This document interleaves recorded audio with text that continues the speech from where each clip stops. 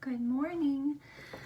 Well, today is day 30 of Wisconsin school closures, so our district is sitting on 30 days of distance learning. I have an update for students and families from the school board meeting that was a webinar on Monday, and that is that it was determined that May 22nd would be the last day to receive graded work in our district. So at the Bluffview building, May 18th is the last day that new work will be issued. May 22nd is when all of that work is due. From May 22nd until the end of the scheduled calendar year for school, staff will be working with families, just touching base and working with students who are not passing. So from May 22nd until the end of the previously scheduled school year, staff will be touching base with families, just checking in, but also focusing on making sure that students who are not passing get back on track. So those are my updates for calendar. And let's take a look at who has been working on distance learning on MobyMax. So yesterday, Aaliyah, good job. Brody, great job. Evan, thank you. Lillian, good job. Talon, thank you. And Tyson all logged into MobyMax and put some minutes on their distance learning. So good job to all of you. Thank you. Let's get into lessons for today. Second grade writers, of course, you have classwork. So if you have writing journal prompts from your homeroom, you can work on those, or you can shoot me an email. I would love to hear from you, and that's totally appropriate writing activity for today. Second grade math, you're going to work on your classwork if you still have some. And if you don't, you can log on to MobyMax and push the edge of your distance learning as well. Third grade math, you have classwork.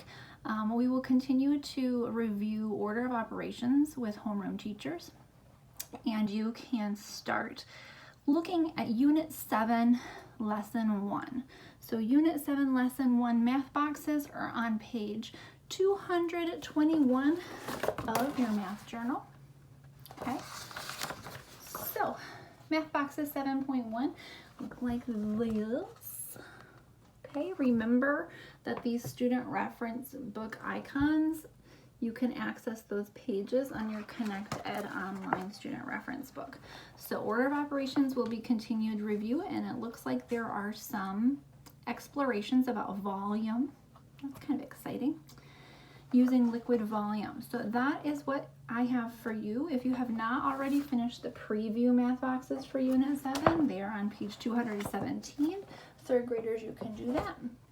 All right, let's move on to reading. Second graders, I grabbed some of your sight words from Bluffview. Let's go over some of those, and then third graders will finish our leveled reader today. So second graders, you're up. Third grade, you can certainly take a look at these two. Here we go.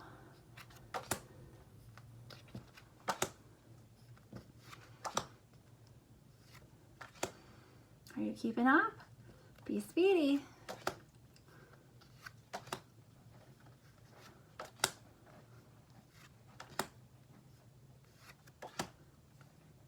At this point, these words should be snappy, okay?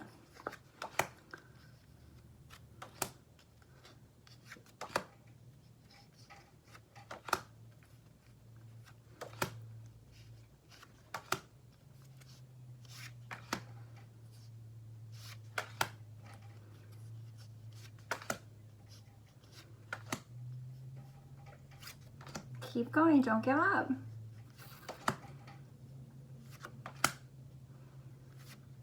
A few more.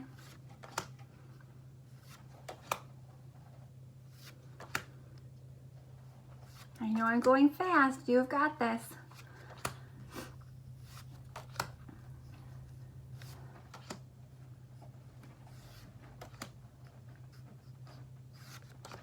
Last few. All right, did you get them all?